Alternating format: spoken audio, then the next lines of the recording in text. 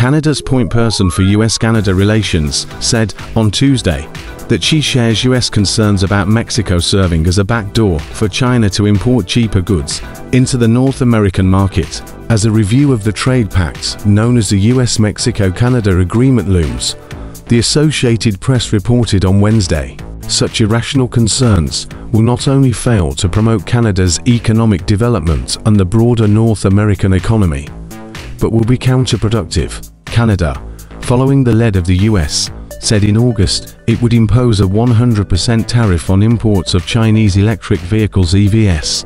Mexico does not have a similar tariff.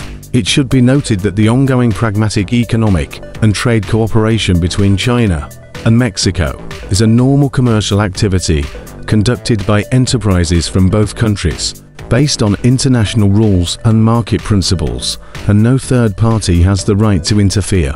China has been Mexico's second-largest trading partner for many consecutive years. Both countries, as important emerging economies, have witnessed continuous development in their economic relations, with bilateral trade surpassing $100 billion for the first time in 2023.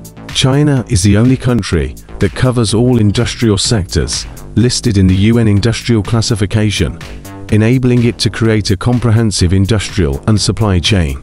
Meanwhile, Mexico holds an important position in the North American value chain. The complementary strengths of the two nations make their cooperation mutually beneficial and offer significant potential for advancing Mexico's manufacturing sector. Canada's concerns about Mexico's trade with China stem from protectionism and bias. After Canada imposed high tariffs on Chinese-made EVs, many critics said these actions ignore objective facts and violate WTO rules, reflecting a typical protectionist stance. This not only harms the interests of Canadian businesses and consumers, but also undermines Canada's green transition and the global effort to combat climate change. It's Canada, not Mexico, that's the concern. As the global supply chain undergoes rapid restructuring, the Canadian manufacturing industry facing both new opportunities and challenges. It's not surprising that Canada is keen to revitalize its manufacturing sector.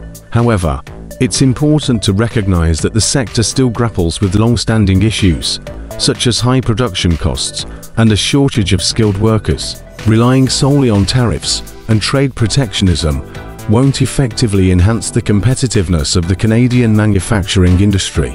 It could simply shift the burden of tariffs onto consumers, driving up costs, reducing consumption, and ultimately harming the economy. What Canada needs is a pragmatic approach to revitalizing its manufacturing sector, not just the implementation of protectionist trade policies that undermine normal, mutually beneficial trade relations with China. While the former requires more concrete and sustained efforts, Canada should avoid choosing trade protectionism out of convenience, as it could introduce additional risks and uncertainties to the Canadian economy. China has been Canada's second-largest trading partner for many years, and economic and trade cooperation has played a key role in strengthening bilateral relations. During a meeting with Canadian Trade Minister Mary Ng in Lima, Peru on Saturday, Chinese Commerce Minister Wang Wentao emphasized the importance of collaborating to manage and resolve trade disputes, stating that this would serve the fundamental interests of both countries. To strengthen the North American manufacturing supply chain, which includes Canada, the US and Mexico, it is crucial to enhance cooperation with other countries, including developing economies such as China, and create favorable conditions to attract foreign investment. This approach will contribute to the overall economic development of the region. The US plays a key role as an important consumer market within the North American supply chain. As a result, Canada and Mexico are particularly sensitive to pressure from the US, which is understandable. However, given the rising tide of global trade protectionism, participants in the North American manufacturing supply chain have focused more on intensifying efforts and cooperation to attract more investment, thereby sustaining economic growth, boosting competitiveness and maintaining regional prosperity.